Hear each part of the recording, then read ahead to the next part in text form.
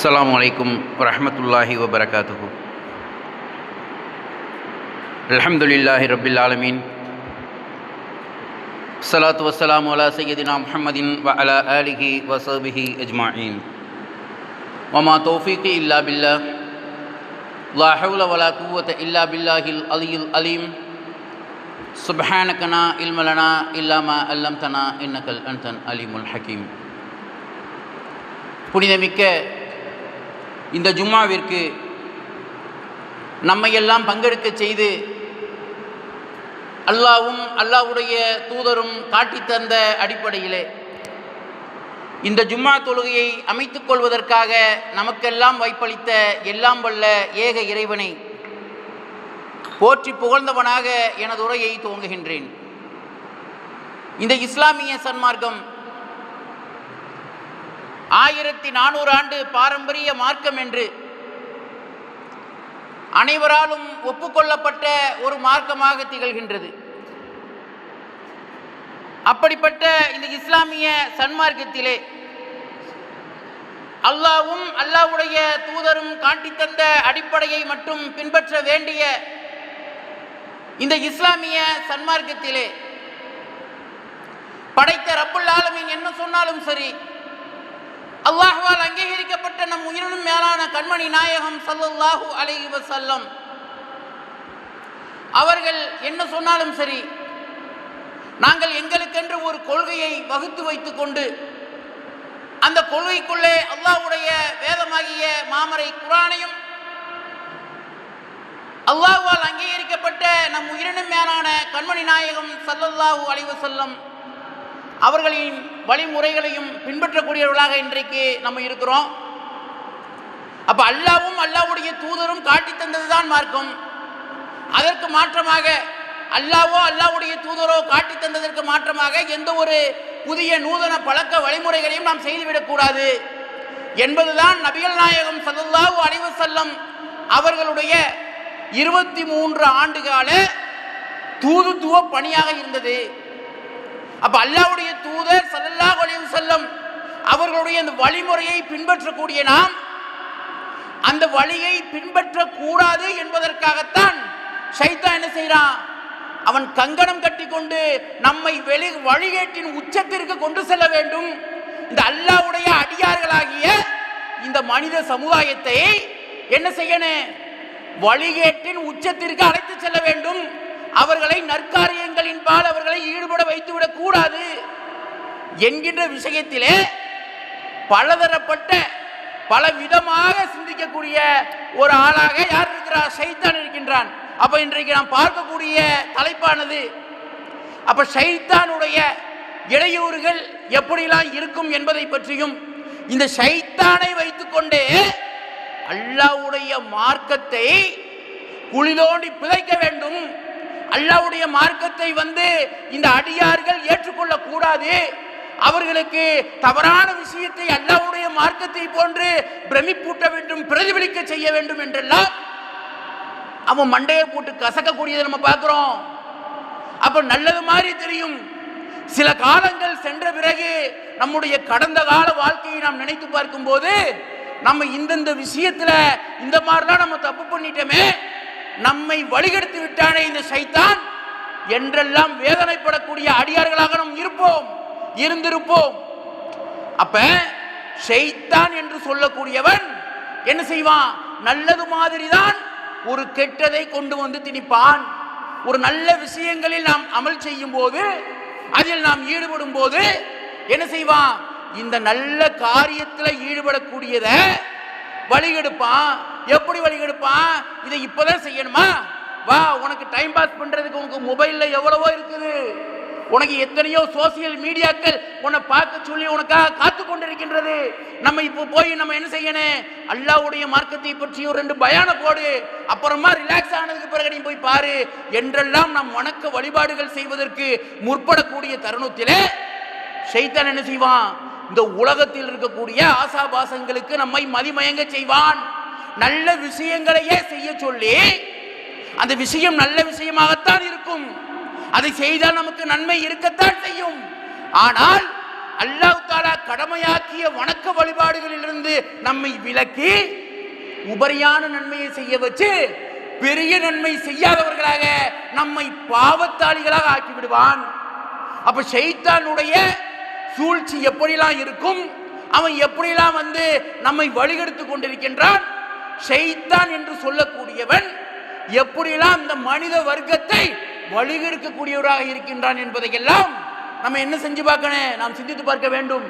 அப்ப அல்லாஹ்வுடைய தூதர் ஷைத்தானை பற்றி எச்சரிக்கை செய்யாமல் விட்டு போயிட்டாங்களா? எச்சரிக்கை செஞ்சிருக்கிறாங்க. ஷைத்தானை பற்றி அல்லாஹ்வுடைய தூதர் ஸல்லல்லாஹு அலைஹி வஸல்லம் அவர்கள் அழகாக தெளிவாக விளக்கமாக நமக்கு சொல்லி இருக்கிறாங்க என்பதையெல்லாம் நாம் சிந்தித்து பார்க்க கடமைப்பட்டுள்ளோம்.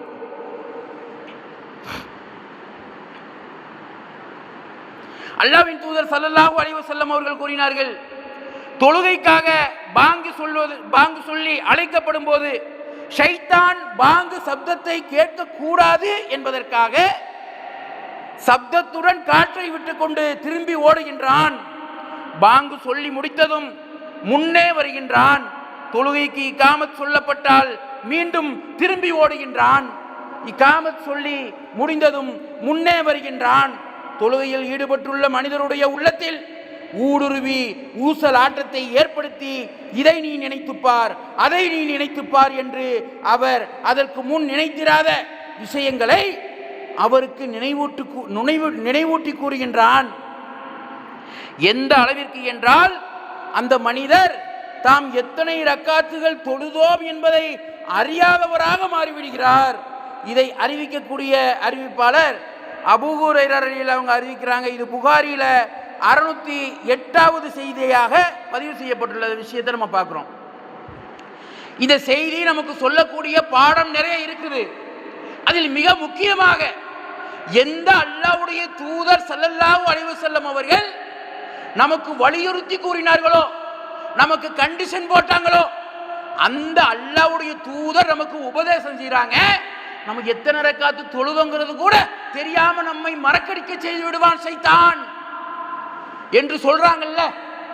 இந்த விஷயத்தை சொல்லக்கூடிய அல்லாஹ்வுடைய தூதர், எந்த அல்லாஹ்வுடைய தூதர், நாம் உயிரை விட மேலாக மதிக்க வேண்டிய அந்த அல்லாஹ்வுடைய தூதர் ஸல்லல்லாஹு அலைஹி வஸல்லம் அவர்கள் கூட இந்த விஷயத்தில் விதிவிலக்கு இல்லை என்பதுதான் நிதர்சனமான உண்மையாக இருக்கின்றது. அப்ப இது போன்ற நபிமொழிகளும் ஏராளமாக நமக்கு காண கிடைக்கின்றது. எத்தனை ரக்காத் தொழுதுன்றே தெரியாம கூடுதலாக தொழுத நபிமொழிகளும் ஹதீசுகளில் நாம் காண்கின்றோம். அப்ப அல்லாஹ்வுடைய தூதர் தான் சொல்றாங்க, நம்ம எத்தனை ரக்காத் தொழுதோம்ங்கிறது கூட நினைவில்லாமல் நம்ம என்ன செஞ்சிருவோம், நாம் தொழுது விடுவோம். ஹையஸ்டாக அல்லாஹ்வுடைய தூதர் வைக்கக்கூடிய எச்சரிக்கை என்ன, நம்ம எத்தனை ரக்காத் தொழுதோம், அல்லாஹ்வை தொழுகிறதுக்காக அல்லாஹு அக்பர் என்று நம்ம தக்பீர் கட்டி நிற்கிறோம். நம்ம 1வது ரக்காயத்தில் நம்ம ருக்கு செய்யறோமா, சஜ்தா செய்யறோமா, அல்லது 2வது ரக்காயத்தில் நினைச்சு 1வது ரக்காத்திலே நம்ம அத்தஹியாத் இருப்பிலே நம்ம உட்கார்றோமா? இதுவெல்லாம் எத்தனையோ பள்ளிகளிலே எத்தனையோ இமாம் செய்யக்கூடியவர்கள் இயல்பாக செய்து கொண்டிருக்கக்கூடிய ஒரு பழக்கவழக்கமாக இருக்கின்றது. தன்னையே அறியாமல் என்ன செஞ்சிருவாங்க, இந்த தவறை செய்து விடுவார்கள். அப்ப இதையெல்லாம் நாம் கண்கூடாக நாம் பார்க்கத்தான் செய்கிறோம். இதே போன்று அல்லாஹ்வுடைய தூதருக்கும் ஏற்பட்டிருக்கின்றது என்பதுதான் மிகவும் வேதனைக்குரிய ஒரு விஷயம். அப்ப நாம் நன்றாக சிந்தித்து பார்க்க வேண்டும். இந்த ஷைத்தான் என்று சொல்லக்கூடியவன் அவ்வளவு லேசாக நாம் கடந்து சென்று விட முடியாது. நாம் ஒரு நல்ல காரியங்களை செய்ய வேண்டும் என்று சொன்னால் அதற்கு அல்லாஹ்வுடைய அருள், அவனுடைய நாட்டம் என்பது நமக்கு முதலில் வேண்டும். அப்ப அல்லாஹ்வுடைய அருளும் நாட்டமும் நமக்கு வந்துவிட்டது என்று சொன்னால் ஷைத்தானிடமிருந்து நாம் பாதுகாப்பு தேடிக்கொள்ளலாம். அப்ப ஷைத்தானிடமிருந்து நம்ம பாதுகாப்பு தேடணும்னு சொன்னா சும்மா போனா நம்ம அல்லாஹ்வுடைய பாதுகாப்பு நமக்கு கிடைச்சிருமா? சும்மா எனக்கு நான் ஷைத்தான் இருந்து எனக்கு அல்லாஹ் என்ன பாதுகாத்துருவான்னு காமனா ஒரு வார்த்தையை சொல்றோம். இதனால அல்லாஹ் தஆலா நமக்கு பாதுகாப்பை தந்து விடுவானா என்றால் அதற்கும் சொல்ல வேண்டிய விஷயங்களும் இருக்கின்றது என்பதை நமக்கு நபி மொழிகள் நமக்கு அறிவித்துக் கொடுக்கக்கூடிய காட்சியை நம்ம பார்க்கிறோம். அப்ப அல்லாஹ்வுடைய மார்க்கத்தில் எதுவெல்லாம் சரி என்று அல்லாஹ்வுடைய தூதர் நமக்கு காட்டி தந்தார்களோ அது போன்ற விஷயங்களை நாம் எடுத்துக்கொள்ள வேண்டும். ஒவ்வொரு இடத்திலும் நாம் விரட்டப்பட்ட ஷைத்தானிடமிருந்து நாம் பாதுகாவல் தேடக்கூடிய நன்மக்களாக, நல்லடியார்களாக, அல்லாஹ் பொருந்தி கொண்ட நல்லடியார்களாக ஆகக்கூடிய பாக்கியத்தை அல்லாஹ் தஆலா நம் அனைவருக்கும் தந்து அருள் புரிவானாக என்று பிரார்த்தித்தவனாக. அப்ப இந்த நபிமொழியில பாங்கு சொல்றதுக்காக அழைக்கப்படுகின்றது. அழைக்கப்படக்கூடிய நேரத்தில் பின்னங்கால் பெடையில் அடிக்கிற அளவுக்கு விரண்டு ஓடுறான் சைத்தான். அல்லாஹ்விற்காக இதில் நல்லா நாம் கவனித்து பார்க்க வேண்டும். தொழுகையில் நாம் தொழுகைக்காக தக்பீர் கட்டுறோம். தக்பீர் கட்டி நாம் தொழுகைக்கு உள்ளே வந்து விடுகின்றோம். அதிலிருந்து நாம் சலாம் கொடுக்கும் வரை நாம் தொழுகை என்ற அந்த ஒரு வணக்க வழிபாடை நாம் செஞ்சுக்கிட்டு இருக்கிறோம். வல்ல ரஹ்மானுக்காக நம்ம செஞ்சுக்கிட்டு இருக்கிறோம். இதுல சைத்தான் நம்மை ஊடுருவான். நம்முடைய வணக்க வழிபாடுகளிலே, நம்முடைய இபாதத்துக்களிலே அவன் சீர்குலைவு செய்வான். நம்மை இபாதத் செய்ய விடாமல் தடுப்பான் என்று இருக்கு. ஆனால் பாங்கு சொல்லப்பட்டு விட்டது என்று சொன்னால் பின்னங்கால் பெடரில் அடிக்க ஓடுறான். பாங்கு சொல்லி முடிச்சதுமே திரும்பி வந்துடுறான். காமத் சொல்லப்படுது தொழுகைக்காக என்று சொன்னால் என்ன செய்யறான்? மறுபடி ஓடுறான். காமத் சொல்லப்பட்டு முடிச்சு விட்டதுன்னு சொன்னா உள்ள வந்துடுறான். அப்ப இதுவெல்லாம் இப்படி ஒரு சிஸ்டமேட்டிக்கை அல்லாஹ் தஆலா எதற்காக அமைத்து வைக்க வேண்டும்? இதை நாம் சிந்தித்து பார்க்க வேண்டுமா இல்லையா? பாங்கை விட அந்த பாங்கு எதற்காக சொல்லப்பட்டது? அல்லாஹ்வை தொழுவதற்காக. அப்ப அல்லாஹ்வை தொழுவதற்காக ஒரு விஷயத்தை அல்லாஹ் தஆலா காட்டி கொடுக்கிறான். அல்லாஹ்வுடைய தூதர் மூலமாக நமக்கு காட்டி தர்றான். அதை நாம் எப்படி தொழ வேண்டும் என்று காட்டி தருகின்றான். இப்படியெல்லாம் காட்டி தந்த அல்லாஹ் நல்லடியார்கள் பாதுகாக்கப்படுகின்றார்கள், வழிகட்டவர்கள் வழிகட்ட வழியிலேயே சென்று விடுகின்றார்கள் என்பதுதான் இதில் கிடைக்கக்கூடிய மிகப்பெரிய ஒரு பாடமாக இருக்கின்றது. அப்ப ஷைத்தான் நம்மை வழிகெடுக்காமல் இருக்கக்கூடிய அளவிற்கு நாம் நம்முடைய தொழுகையை பேணி பாதுகாத்து நாம் தொழ வேண்டும். அல்லாஹ்வை முன்னிறுத்தி நாம் தொழுகின்றோம், அல்லாஹ்விற்காக தொழுகின்றோம். அல்லாஹ் நம்மை பார்த்து கொண்டிருக்கின்றான், அவனுக்காக நாம் நம்முடைய வணக்க வழிபாடுகளை செய்கின்றோம் என்கின்ற அடிப்படையோடு நாம் நம்முடைய தொழுகையை நாம் அமைத்துக் கொண்டோம் என்று சொன்னால்தான் நாம் ஷைத்தானுடைய வழிகாட்டிலிருந்து கிட்டத்தட்ட 99% நம்ம என்ன செய்யலாம்? நாம் பாதுகாக்கப்படலாம் இன்ஷா அல்லாஹ்.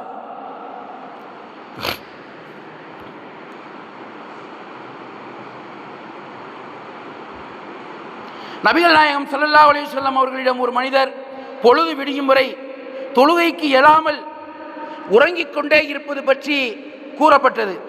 அப்போது நபிகள் நாயகம் ஸல்லல்லாஹு அலைஹி வஸல்லம் அவர்கள் அவரது காதில் ஷைத்தான் சிறுநீர் கழித்து விட்டான் என்று கூறினார்கள். இது அறிவிக்கக்கூடிய அறிவிப்பாளர் இப்னு மஸ்ஊத் ரலியல்லாஹு அவங்க அறிவிக்கிறாங்க.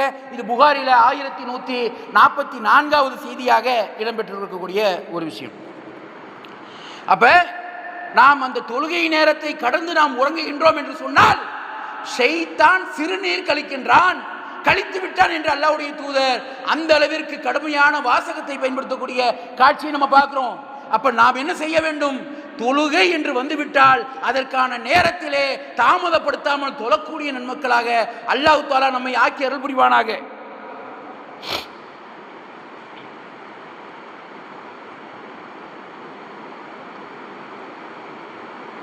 நான் உன் அடியார்களில் குறிப்பிட்ட தொகையினரை எடுத்துக்கொண்டு அவர்களை வழிகெடுப்பேன், அவர்களிடம் தவறான எண்ணங்களை ஏற்படுத்துவேன், அவர்களுக்கு நான் ஏவுவேன், அவர்கள் கால்நடைகளின் காதுகளை அறுப்பார்கள், மேலும் நான் அவர்களுக்கு ஏவுவேன், அவர்கள் அல்லாஹ்வின் படைப்புகளில் மாற்றம் செய்வார்கள் என்று ஷைத்தான் கூறினான்.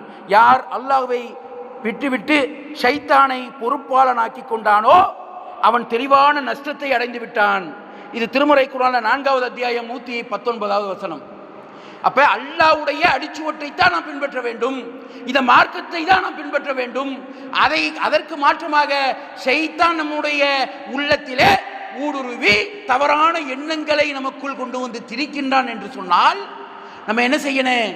அந்த விஷயத்திலே விரட்டப்பட்ட ஷைத்தானிடமிருந்து நான் பாதுகாவல் தேடுகின்றேன் என்று வல்ல ரஹ்மானிடம் பாதுகாப்பு தேட வேண்டிய கடமையும் கட்டாயமும் நமக்கு இருக்கின்றது என்பதை நாம் விளங்கி பார்க்க வேண்டும்.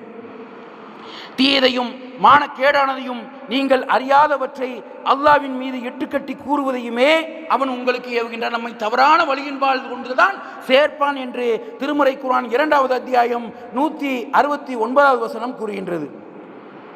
அவன் மனிதர்களின் உள்ளங்களில் தீய எண்ணங்களை ஏற்படுத்துகின்றான் என்று 114வது அத்தியாயம் 5வது வசனம் கூறுகின்றது. அப்ப தீய எண்ணங்களை கொண்டு வந்து சேர்ப்பான். பலதரப்பட்ட கெட்ட கேடுகட்ட எல்லா விஷயமான அனாச்சாரமான விஷயங்களை எல்லாம் செய்யும்படி நம்மை ஏவுவான்.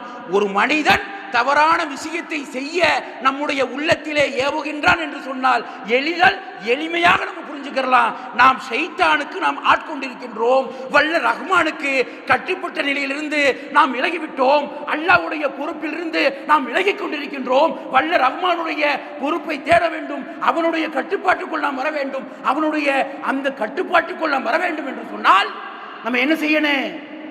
நாம் வல்ல ரஹ்மானிடம் பாதுகாப்பு தரக்கூடியவர்களாக நாம் இருக்க வேண்டும். அப்படி இருந்தால்தான் வல்ல ரஹ்மானுடைய அடிச்சுவட்டை நாம் பின்பற்ற முடியும் என்பதை நம்ம என்ன செஞ்சு பார்க்கணும்? சிந்தித்து பார்க்க வேண்டும்.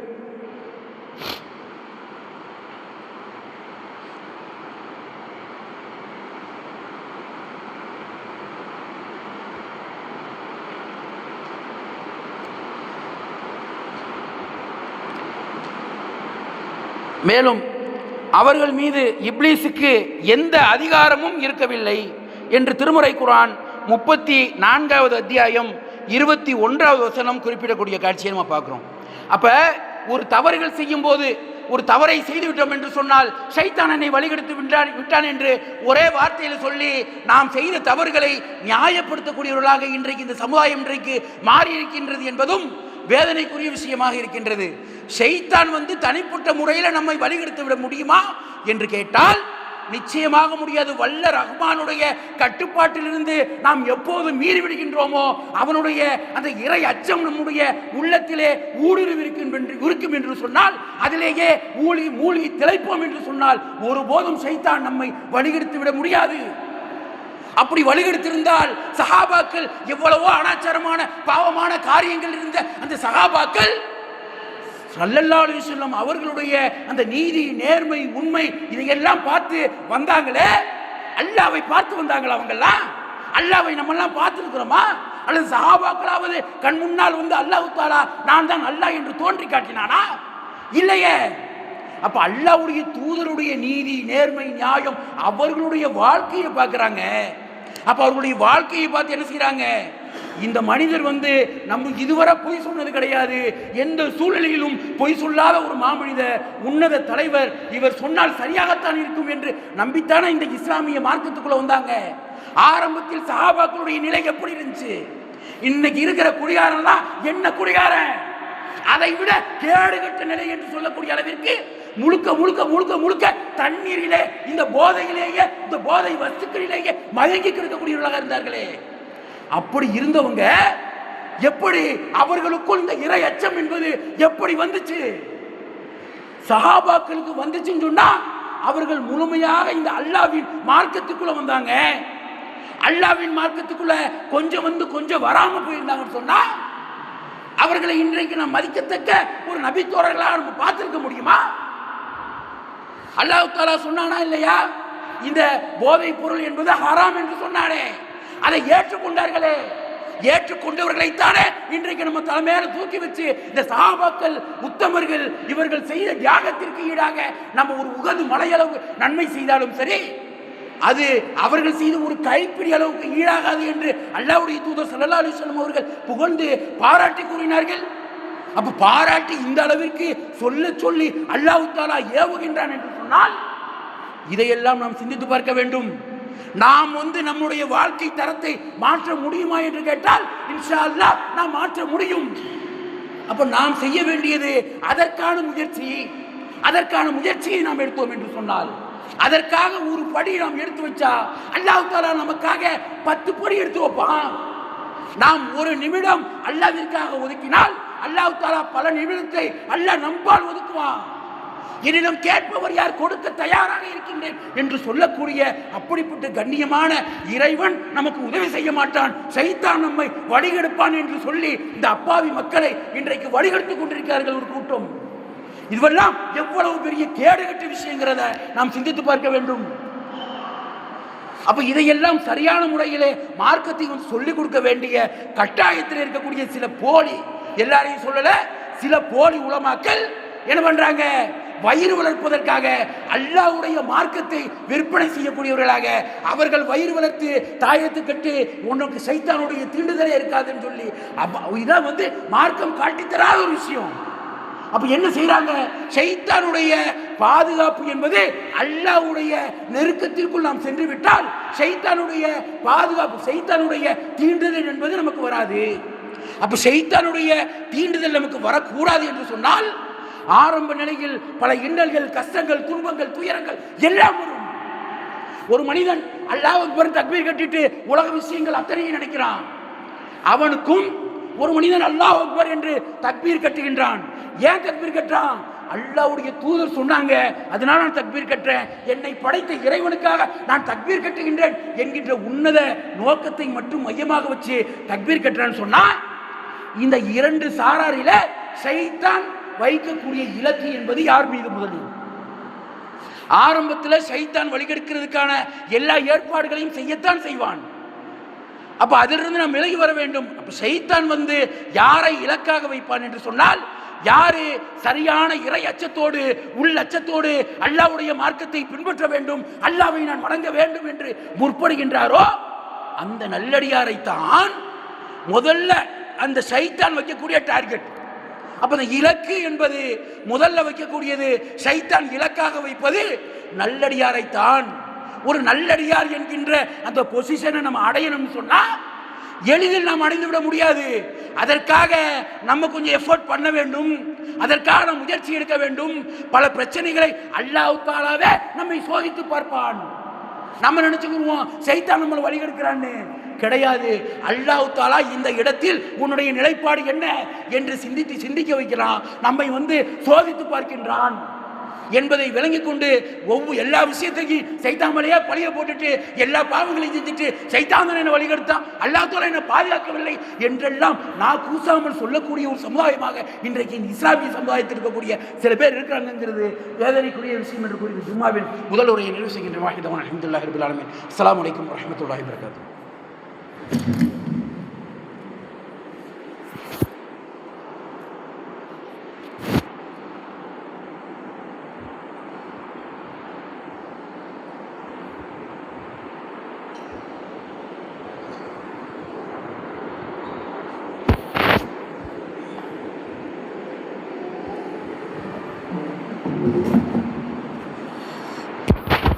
அஸ்ஸலாமு அலைக்கும் வரஹ்மத்துல்லாஹி வபரகாத்துஹு. எல்லாம் உள்ள அல்லாஹ்வின் நல்லடியார்களே, இப்போ இன்றைக்கு இந்த சமுதாயத்திலே ஒரு தாயத்தை கட்டிக்கிறங்க, இப்படி கட்டிட்டா நம்முடைய துன்பங்கள், துயரங்கள் எல்லாமே நீங்கி போய்விடும், ஷைத்தானுடைய தீண்டுதல் உங்களுக்கு வராது, நைட்டில் உங்களுக்கு கெட்ட கனவு வராது, உங்கள் புள்ள பயந்து அழுவாது என்றெல்லாம் சொல்லக்கூடியவர்கள். அப்போ அல்லாஹ் தஆலா அல்லாஹ்வுடைய தூதர் இரவில் ஓதிவிட்டு படுக்க வேண்டும் என்று சொன்னார்களே, அல்லாஹும்ம பிஸ்மிக அமூத்து வ அஹ்யா என்ற இந்த உச்சரிப்பை சரியான முறையிலே எத்தனை பெற்றோர்கள் தங்களுடைய பிள்ளைகளுக்கு சொல்லிக் கொடுத்திருக்கின்றார்கள்? சொல்லிக் கொடுப்பாங்க. அல்லாஹும்ம பிஸ்மிக அமூத்து வாகியா, வாகியா என்று சொல்லுக்கும் அஹ்யா என்று சொல்லுக்கும் வித்தியாசம் இருக்கின்றதா இல்லையா? அப்ப சரியான முறையில் சரியான உச்சரிப்போடு நாம் நம்முடைய பிள்ளைகளுக்கு நாம் சரியான மார்க்கத்தை போதிக்காத காரணத்தினால்தான் ஷைத்தானுடைய தீண்டுதல் ஏற்படுகின்றது. நான் கேட்டனே, நான் துவா செஞ்சுட்டு தானே படுக்கிறேன், அல்லாட துவா செஞ்சுட்டு தானே படுக்கிறேன், ஆனாலும் என்ன ஆயிடுச்சு, எனக்கு என் பிள்ளைக்கு கெட்ட கனவு வந்துருச்சு, பயத்தில் காய்ச்சல் வந்துருச்சு, அவன் ரொம்ப உடம்பு முடியாமல் போயிட்டான் என்றெல்லாம் பெற்றோர்கள் கதறக்கூடிய காட்சியும் நாம் பார்க்கிறோம். அப்ப அல்லாஹ்வின் மீது உள்ளச்சம், இறையச்சம் சரியான முறையில் அவர்களுக்கு போதிக்கப்பட்டிருந்தால், அவர்கள் சரியான முறையில் விளங்கி வைத்திருந்தார்கள் என்று சொன்னால் அவர்கள் நிச்சயமாக வழிகட்ட கொள்கைக்குள் அவரும் சென்றிருக்க மாட்டார்கள். அவர்களுடைய பிள்ளைகளையும் செல்லக்கூடிய நிலைக்கு ஆளாக்கி இருக்க மாட்டார்கள் என்பதை நாம் புரிந்து கொள்ள வேண்டும். அப்ப அல்லாஹ்வுடைய மார்க்கத்தை நாம் சரியான முறையில் பின்பற்ற வேண்டும் என்று சொன்னால், அல்லாஹ்வுடைய தூதர் ஸல்லல்லாஹு அலைஹி வஸல்லம் அவர்கள் ஒரு மனிதன் காலையில் எழுந்திருப்பதிலிருந்து இரவு தூங்கும் வரை எல்லா விஷயங்களுமே நமக்கு அமலாக நமக்கு சொல்லித்தரப்பட்டிருக்குது. அது போன்ற விஷயங்களை எல்லாம் நாம் சொல்லிக் கொடுக்காம நாம் கடந்து செல்லக்கூடிய ஒரு இழிநிலைக்கு நாம் சென்ற காரணத்தினால்தான் ஷைத்தானுடைய வழிகேடு நம்மை ஈர்க்கின்றது, ஷைத்தானுடைய ஆதிக்கம் நம்மை தாக்குகின்றது என்பதை நாம் புரிந்து கொள்ள வேண்டும். உடனே பேய் பிசாசு அது இது எதுவும் கிடையாது. அப்ப நாம் சரியான முறையில் நம்முடைய பிள்ளைகளை வார்த்தெடுக்க வேண்டும். அல்லாஹ்வுடைய பாதுகாப்பிலேயே நாம் இருக்க வேண்டும். காலையில் ஓத வேண்டிய துவா, மாலையில் ஓத வேண்டிய துவா, காலையில் ஓதினால் மாலை வரை நன்மை, மாலை வரை அல்லாஹ்வுடைய பாதுகாப்பு, மாலையில் ஓதுனா அவருக்கு இரவு வரைய பாதுகாப்பு, இரவுல ஓதுனா காலையில் வரைய பாதுகாப்பு. எல்லாத்துக்குமே அல்லாஹ்வுடைய தூதர் நமக்கு மார்க்கத்தை சொல்லி கொடுத்துட்டு போயிருக்காங்க. எதையாவது சொல்லி கொடுக்காம போயிட்டாங்களா? எல்லாமே சொல்லி கொடுத்துட்டு போயிருக்காங்க. அப்ப அது போன்ற விஷயங்களை சரியான முறையிலே சரியான விதத்திலே பின்பற்றக்கூடிய நன்மக்களாக நாமும் வர வேண்டும் என்று கூறி பிரார்த்தித்தவனாக என்னுடைய இந்த இரண்டாவது உரையை நிறைவு செய்கிறேன். வாஹிதவன் அல்ஹம்துலில்லாஹி ரப்பில் ஆலமீன். அஸ்ஸலாமு அலைக்கும் வரஹ்மத்துல்லாஹி வபரகாத்துஹு.